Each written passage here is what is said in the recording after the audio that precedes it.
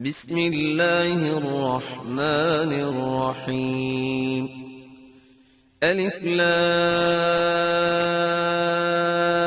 را، تلك آيات الكتاب الحكيم. أكان للناس عجبا أن أوحينا إلى رجل منهم أن أنذر الناس وبشر الذين آمنوا أن لهم قدم صدق عند ربهم. قال الكافرون إن هذا لساحر مبين. إن ربكم الله الذي خلق السماوات والأرض في 6 أيام ثم استوى على العرش يدبر الأمر ما من شفيع إلا من بعد إذنه. ذلكم الله ربكم فاعبدوه أفلا تذكرون. إليه مرجعكم جميعا وعد الله حقا. إنه يبدأ الخلق ثم يعيده ليجزي الذين آمنوا وعملوا الصالحات بالقسط، والذين كفروا لهم شراب من حميم وعذاب أليم بما كانوا يكفرون. هو الذي جعل الشمس ضياء والقمر نورا وقدره منازل لتعلموا عدد السنين والحساب. ما خلق الله ذلك إلا بالحق يفصل الآيات لقوم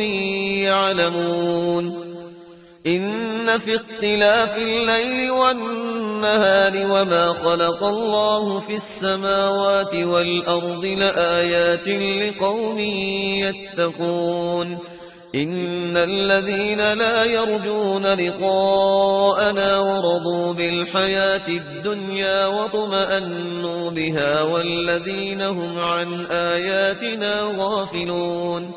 أولئك مأواهم النار بما كانوا يكسبون. إن الذين آمنوا وعملوا الصالحات يهديهم ربهم بإيمانهم تجري من تحتهم الأنهار في جنات النعيم. دعواهم فيها سبحانك اللهم وتحيتهم فيها سلام، وآخر دعواهم أن الحمد لله رب العالمين. ولو يعجل الله للناس الشر واستعجالهم بالخير لقضي إليهم أجلهم، فنذر الذين لا يرجون لقاءنا في طغيانهم يعمهون. وإذا مس الإنسان الضر دعانا لجنبه أو قاعدا أو قائما، فلما كشفنا عنه ضره مر كأن لم يدعنا إلى ضر مسه. كذلك زين للمسرفين ما كانوا يعملون. ولقد أهلكنا القرون من قبلكم لما ظلموا وجاءتهم رسلهم بالبينات وما كانوا ليؤمنوا. كذلك نجزي القوم المجرمين. ثم جعلناكم خلائف في الأرض من بعدهم لننظر كيف تعملون. وإذا تتلى عليهم آياتنا بينات قال الذين لا يرجون لقاء نأت بقرآن غير هذا أو بدله قل ما يكون لي أن أبدله من تلقاء نفسي إن أتبع إلا ما يوحى إلي إني أخاف إن عصيت ربي عذاب يوم عظيم. قل لو شاء الله ما تلوته عليكم ولا أدراكم به فقد لبثت فيكم عمرا من قبله أفلا تعقلون. فمن أظلم ممن افترى على الله كذبا أو كذب بآياته إنه لا يفلح المجرمون ويعبدون من دون الله ما لا يضرهم ولا ينفعهم ويقولون هؤلاء شفعاؤنا عند الله قل أتنبئون الله بما لا يعلم في السماوات ولا في الأرض سبحانه وتعالى عما يشركون وما كان الناس إلا أمة واحدة فاختلفوا ولولا كلمة سبقت من ربك لقضي بينهم فيما فيه يختلفون ويقولون لولا أنزل عليه آية من ربه فقل إنما الغيب لله فانتظروا إني معكم من المنتظرين وإذا أذقنا الناس رحمة من بعد ضراء مستهم إذا لهم مكر في آياتنا قل الله أسرع مكرا إن رسلنا يكتبون ما تمكرون هو الذي يسيركم في البر والبحر حتى إذا كنتم في الفلك وجرين بهم بريح طيبة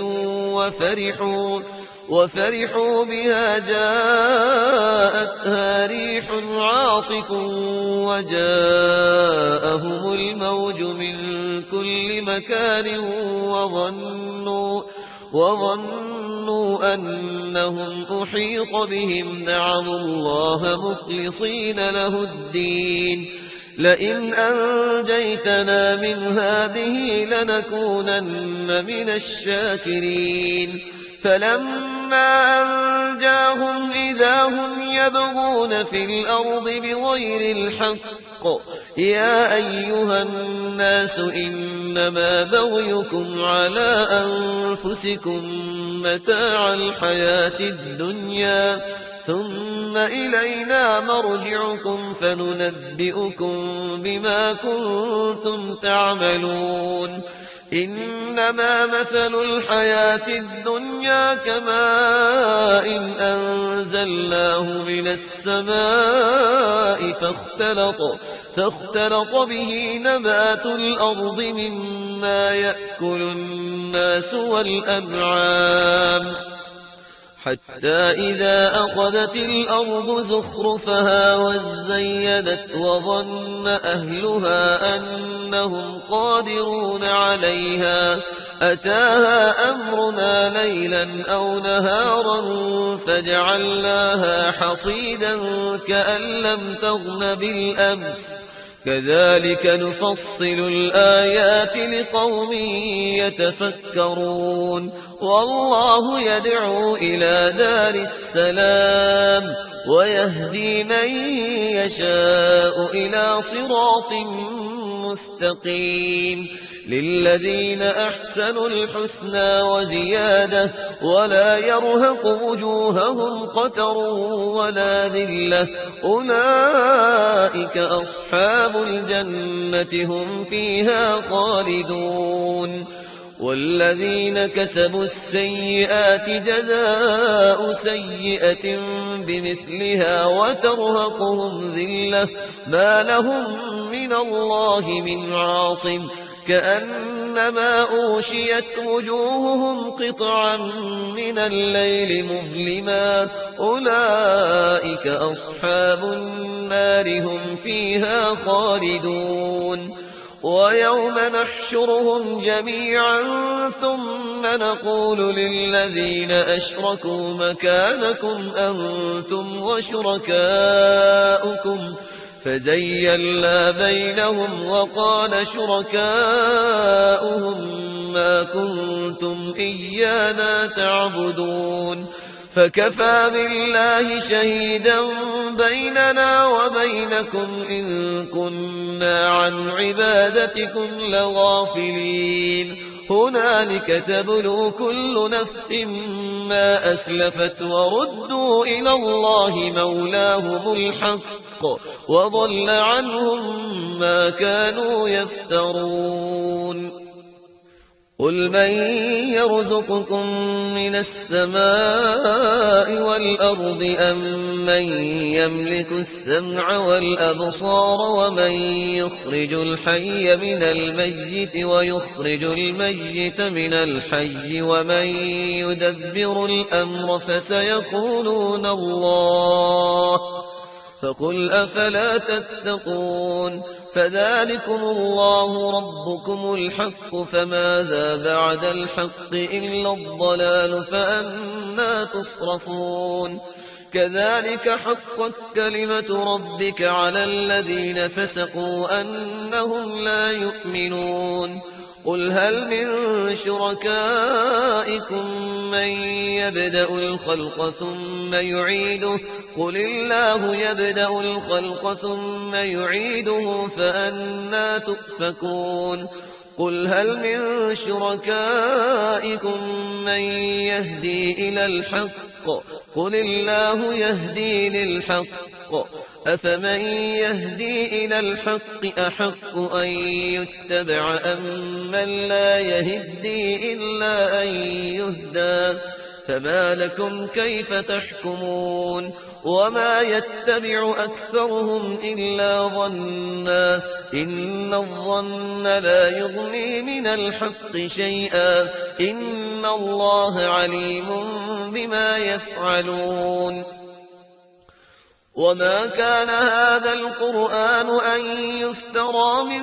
دون الله ولكن تصديق الذي بين يديه وتفصيل الكتاب لا ريب فيه من رب العالمين أم يقولون افتراه قل فأتوا بسورة مثله وادعوا من استطعتم من دون الله إن كنتم صادقين بل كذبوا بما لم يحيطوا بعلمه ولما يأتهم تأويله كذلك كذب الذين من قبلهم فانظر كيف كان عاقبة الظالمين ومنهم من يؤمن به ومنهم من لا يؤمن به وربك أعلم بالمفسدين وإن كذبوك فقل لي عملي ولكم عملكم أنتم بريئون مما أعمل وأنا بريء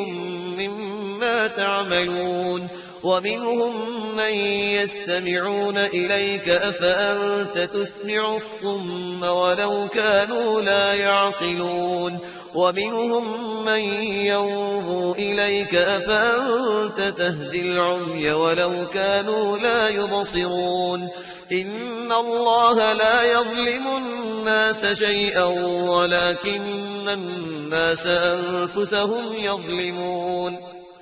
ويوم يحشرهم كأن لم يلبثوا إلا ساعة من النهار يتعارفون بينهم قد خسر الذين كذبوا بلقاء الله وما كانوا مهتدين وإما نرينك بعض الذي نعدهم أو نتوفينك فإلينا مرجعهم ثم الله شهيد على ما يفعلون ولكل أمة رسول فإذا جاء رسولهم قضي بينهم بالقسط وهم لا يظلمون ويقولون متى هذا الوعد إن كنتم صادقين قل لا أملك لنفسي ضرا ولا نفعا إلا ما شاء الله لكل أمة أجل إذا جاء أجلهم فلا يستأخرون ساعة ولا يستقدمون قل أرأيتم إن أتاكم عذابه بياتا أو نهارا ماذا يستعجل منه المجرمون أثم إذا ما وقع آمنتم به الآن وقد كنتم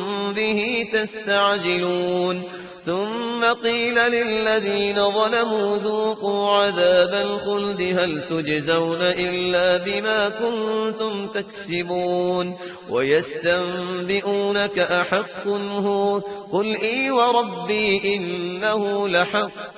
وما أنتم بمعجزين ولو أن لكل نفس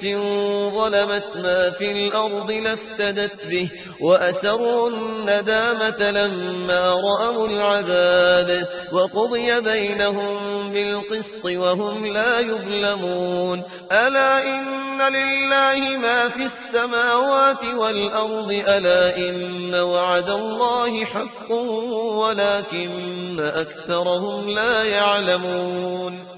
هو يحيي ويميت وإليه ترجعون يا أيها الناس قد جاءتكم موعظة من ربكم وشفاء لما في الصدور وهدى ورحمة للمؤمنين قل بفضل الله وبرحمته فبذلك فليفرحوا هو خير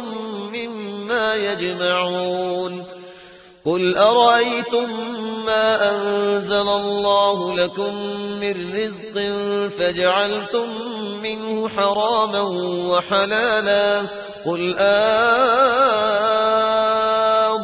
الله أذن لكم أم على الله تفترون وما ظن الذين يفترون على الله الكذب يوم القيامة إن الله لذو فضل على الناس ولكن أكثرهم لا يشكرون وما تكون في شأن وما تتلو منه من قرآن ولا تعملون من عمل إلا كنا عليكم شهودا إذ تفيضون فيه وما يعزب عن ربك من مثقال ذرة في الأرض ولا في السماء ولا أصغر من ذلك ولا أكبر إلا في كتاب مبين ألا إن أولياء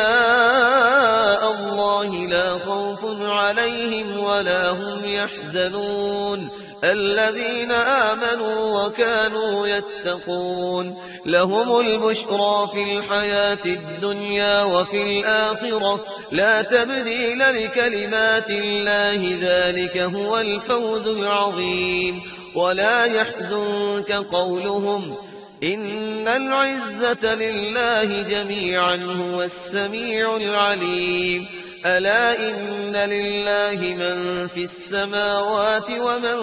في الأرض وما يتبع الذين يدعون من دون الله شركاء إن يتبعون إلا الظن وإن هم إلا يخرصون هو الذي جعل لكم الليل لتسكنوا فيه والنهار مبصرا إن في ذلك لآيات لقوم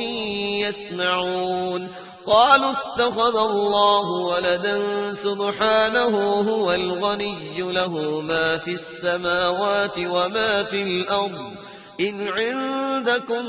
من سلطان بهذا فتقولون على الله ما لا تعلمون قل إن الذين يفترون على الله الكذب لا يفلحون متاع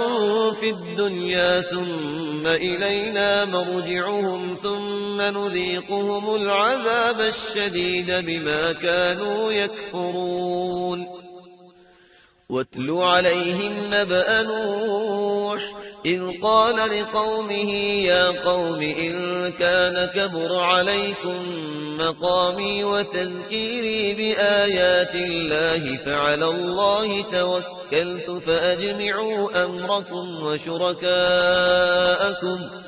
فأجمعوا أمركم وشركاءكم ثم لا يكن أمركم عليكم غمة ثم قضوا إلي ولا تنظرون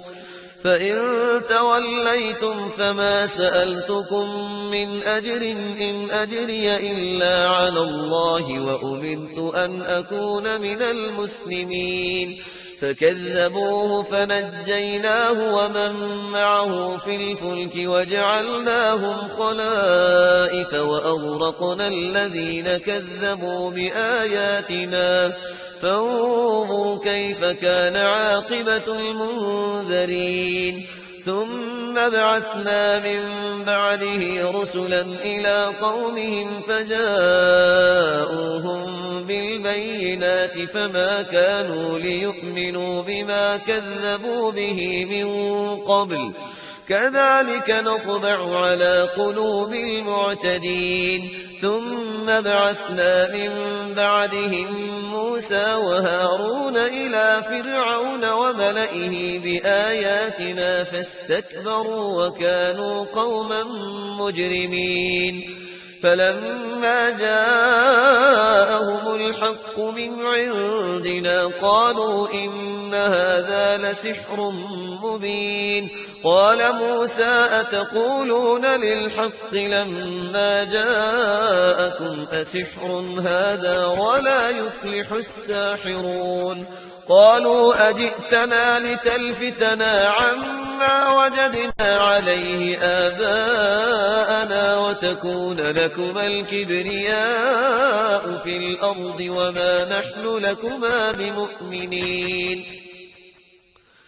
وقال فرعون ائتوني بكل ساحر عليم فلما جاء السحرة قال لهم موسى ألقوا ما أنتم ملقون فلما ألقوا قال موسى ما جئتم به السحر إن الله سيبطله إن الله لا يصلح عمل المفسدين ويحق الله الحق بكلماته ولو كره المجرمون فما آمن لموسى إلا ذرية من قومه على خوف من فرعون وملئهم أن يفتنهم وإن فرعون لعال في الأرض وإنه لمن المسرفين وقال موسى يا قوم إن كنتم آمنتم بالله فعليه توكلوا إن كنتم مسلمين فقالوا على الله توكلنا ربنا لا تجعلنا فتنة للقوم الظالمين ونجنا برحمتك من القوم الكافرين وأوحينا إلى موسى وأخيه أن تبوأ لقومكما بمصر بيوتا واجعلوا بيوتكم قبلة وأقيموا الصلاة وبشر المؤمنين وقال موسى ربنا إنك آتيت فرعون وملأه زينة وأموالا في الحياة الدنيا ربنا ليضلوا عن سبيلك ربنا اطمس على أموالهم واشدد على قلوبهم فلا يؤمنوا حتى يروا العذاب الأليم قال قد أجيبت دعوتكما فاستقيما ولا تتبعان سبيل الذين لا يعلمون وجاوزنا ببني إسرائيل البحر فأتبعهم فرعون وجنوده بغيا وعدوا حتى إذا أدركه الغرق قال آمنت أنه لا إله إلا الذي آمنت به بنو إسرائيل وأنا من المسلمين الآن وقد عصيت قبل وكنت من المفسدين فاليوم ننجيك ببدنك لتكون لمن خلفك آية وإن كثيرا من الناس عن آياتنا لغافلون ولقد بوأنا بني إسرائيل مبوأ صدق ورزقناهم من الطيبات فما اختلفوا حتى جاءهم العلم إن ربك يقضي بينهم يوم القيامة فيما كانوا فيه يختلفون فإن كنت في شك مما أنزلنا إليك فاسأل الذين يقرؤون الكتاب من قبلك لقد جاءك الحق من ربك فلا تكونن من الممترين ولا تكونن من الذين كذبوا بآيات الله فتكون من الخاسرين إن الذين حقت عليهم كلمة ربك لا يؤمنون ولو جاءتهم كل آية حتى يروا العذاب الأليم فلولا كانت قرية آمنت فنفعها إيمانها إلا قوم يونس لما آمنوا كشفنا عنهم عذاب الخزي في الحياة الدنيا ومتعناهم إلى حين ولو شاء ربك لآمن من في الأرض كلهم جميعا أفأنت تكره الناس حتى يكونوا مؤمنين وما كان لنفس أن تؤمن إلا بإذن الله ونجعل الرجس على الذين لا يعقلون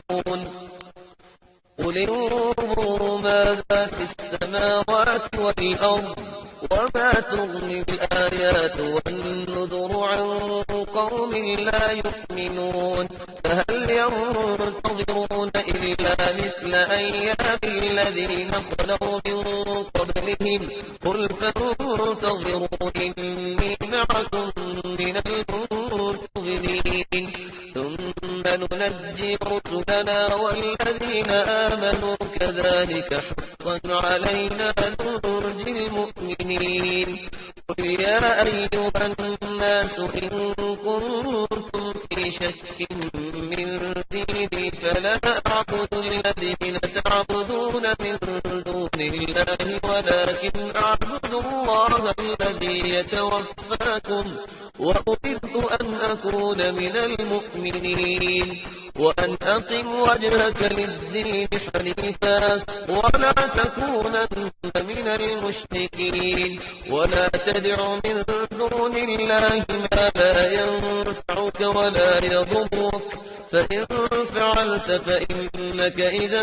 من الظالمين وإن يمسسك الله بضر فلا كاشف له إلا هو وإن يردك بخير فلا راد لفضله يصيب به من يشاء من عباده وهو الغفور الرحيم قل يا أيها الناس قد جاءكم الحق من ربكم فمن اهتدى فإنما يهتدي لنفسه ومن ضل فإنما يضل عليها وما أنا عليكم بوكيل واتبع ما يوحى إليك واصبر حتى يحكم الله وهو خير الحاكمين